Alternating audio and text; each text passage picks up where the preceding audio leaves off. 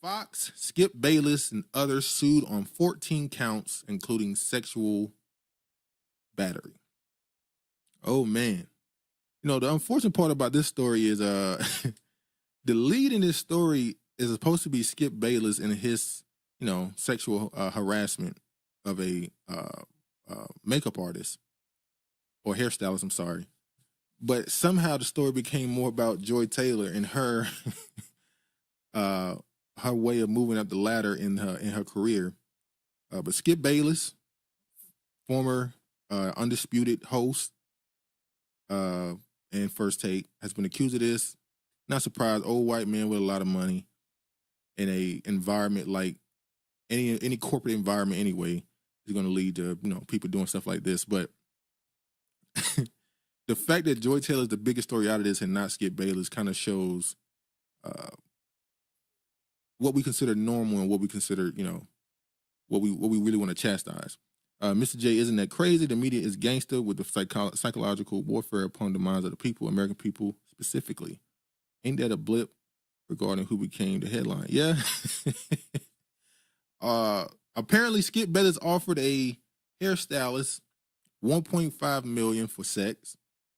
She said no. And then in this whole document, the lawsuit that she filed, she basically went down to detail to show that the environment was toxic from top to bottom. Racial slurs were passed around, or at least people were insensitive to race. And one of the papers, when Skip Bayless was hitting on her, and she said, "Aren't you married?" And he said, "Aren't you Muslim? Don't your father got multiple wives?" So Skip Bayless wasn't trying to hear none of that. And then he said, "If you keep telling me no, it's gonna make me come after you more." Once again, the Skip Bayless stuff, especially with somebody who we assume at least had that much power and influence at a network corporate job, like, come on, not a surprise. But the reason why Joy Taylor became the biggest story out of this is because the assumption has always been made that when you see women in sports media, I feel that's constantly been dominated by men or athletes that play the sport, or people that went to journalist school and were around sports most of their life. It was a man's escape, quote unquote, from his wife or everyday day-to-day things. So when they started putting women on the television to talk sports, it was a lot of backlash. And then over time, you just got to get used to it because they're gonna put them there, and they're gonna call you misogynist or whatever for not wanting them on your screen. So dudes got over it finally. But the assumption has always been made that these women always have a look. First, when they first started it was the blonde hair, blue-eyed, skinny, bimbo white woman. The assumptions were made while she was there, and it was proven sometimes.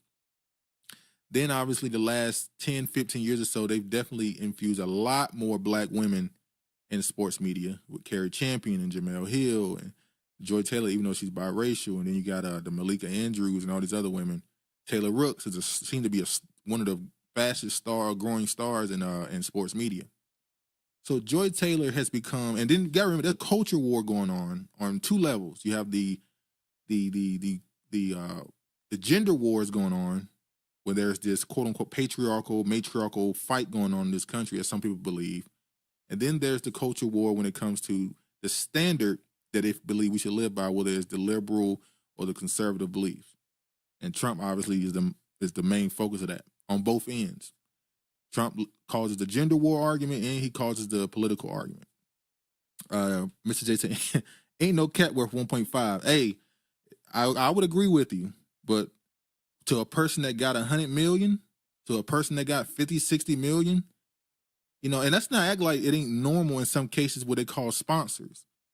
I know y'all found out years ago, when people found out what those trips to Dubai was, when these women were online asking for sponsors, or quote unquote, AKA sugar daddies, a lot of women were getting sponsored by men. And yes, they would tell them, these wealthy men would tell them, "Hey, I'll give you a allowance or a fee monthly for this amount over this amount of years, which will equal this amount." So Skip telling her, "I'll give you 1.5 million," ain't saying flat rate, "I'm giving you 1.5. It could have been saying, "Hey, over the next 3-4 years, or I'll get you some position here or some access to something where 1.5 million is not crazy for him to offer her." Anyway, They say it just hit me once again. The melanin is more fascinating than the old Jewish guy.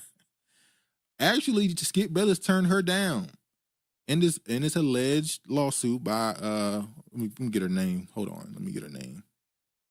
Nashin Faraji. She said that apparently Joy Taylor tried to hit on Skip. Well, the VP that Joy Taylor allegedly was dealing with, Dix, I think his name is Dixon, or however you say his name. He's the VP of content creation, Dixon, that's his name. He allegedly sent Joy Taylor to dinner with Skip Bayless to convince him to put him on the show because obviously he was having a sexual relationship with her, allegedly, and Skip wasn't into it. Skip seems like the type that doesn't really deal with the chocolate. Mr. J says everybody loves chocolate. Kiefer, oh, what up, Kiefer? Everybody, Happy New Year, everyone. Happy New Year, Kiefer. Hope all is well with you and your family. Niggas Afro Dan Doll. I'm sorry, I can't say that. I'm sorry if I didn't say your name correctly. She said, Tether gang going from motherland, Eritrea. I heard Taliban, Kwali, and Cuban Johnson holding it down for rap. Okay.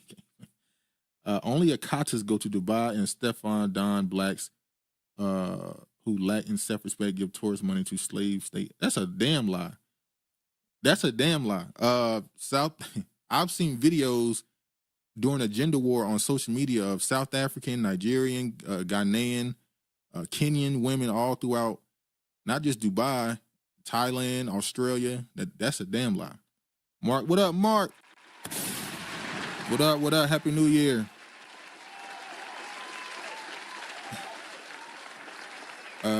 What up, Honorable?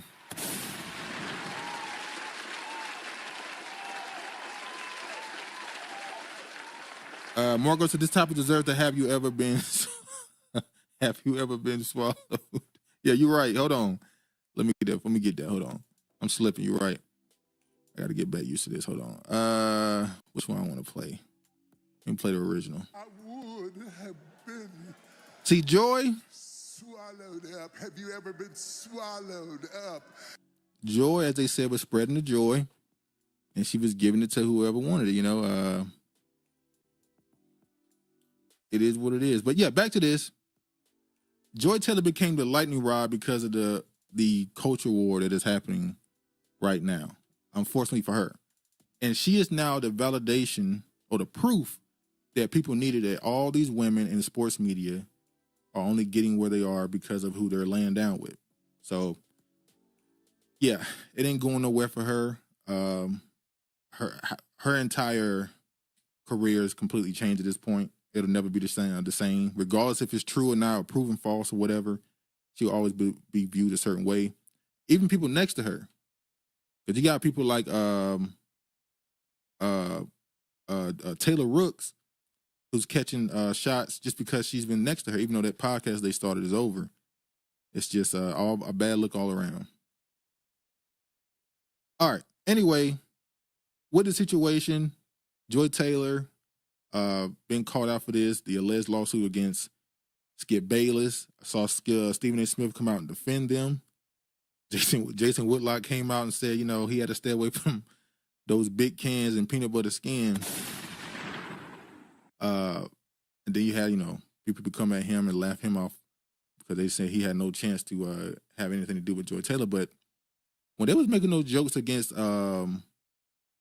Jason Whitlock, I was confused because when I looked at the VP, I mean, he ain't too much. What's the difference between him and Whitlock other than obviously he has more power? But I don't think looks was something Joy Taylor cared about. And then people are finding videos of her now from whatever podcast she was on saying that if a man has enough money or influence or whatever, she'll give him a chance. So, you know, it's kind of lining up with everything she said, honestly. Dubai chocolate, niggas, what's going on? You going off, ain't you? A slap in the eye in the game by the Arabs.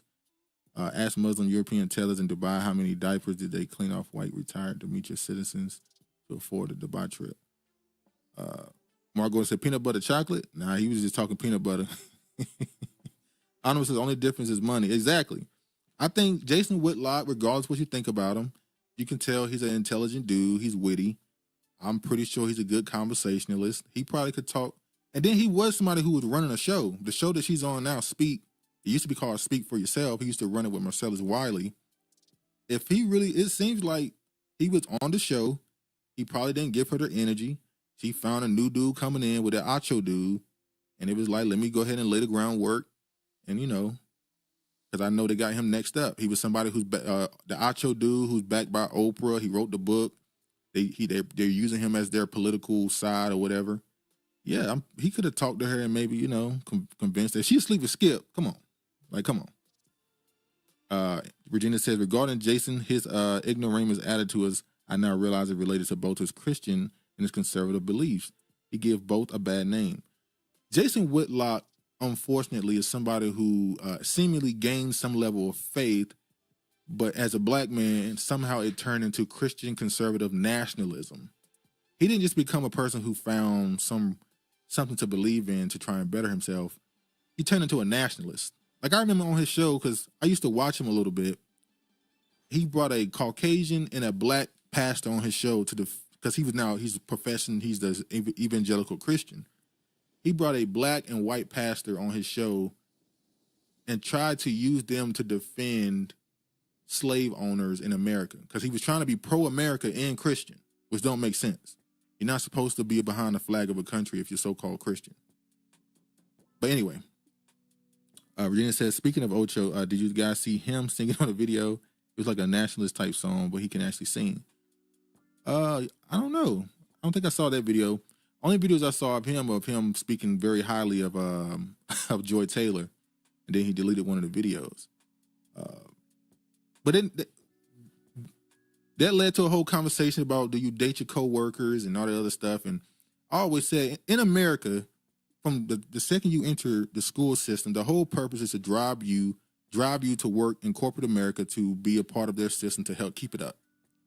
They want you to date your coworkers, because at FS1, apparently, if any of the hosts or whatever have a birthday party or whatever type of party, the entire staff is obligated contractually to go to that party.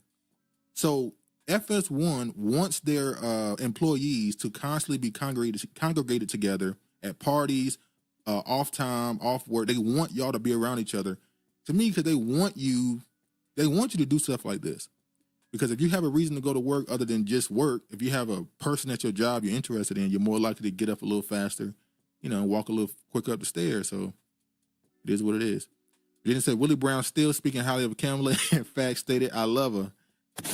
Kamala says she's good at her job. When you're good at what you do, people don't speak bad about you. Anyway, but there's a lot of Willie Browns, and now you got, you know, the Dixon guy and Acho, whatever. I will say this, last comments on this with Joy Taylor, because the Skip Brothers thing, we can't really say much about it because we don't know. Although I'm be honest, I believe it. The last thing I want to say about Joy Taylor, she was married to a Caucasian dude. I think he was a baseball player or something, and then he had another career he went into, so he was pretty well off. She was cheating on him with this Dixon guy. He finds out, divorced her. She then starts a relationship with NBA player Earl Watson, I believe. He proposes. She says yes. And in the midst of their relationship, he finds out that they're dealing with each other. The Dixon guy pays off the wedding that I guess they had already paid for. He had already paid for it before he found out she was cheating. He then pays off the wedding for him, for the expenses, so he can get his money back. So in two relationships, she's lost two relationships because she was laying up with this dude. I'm going to say this. At some point, it ain't just about the job. Mr. J, that curry cat must have been good. Yeah, Kamala had him had his head spinning. What's that line? Sunshine, throw it in the air and shine like the sunshine. It is what it is. Kamala's what you call an A-list. She got what she got because she did what she needed to do and didn't cut no corners from that, at least. You know, she took the fast track.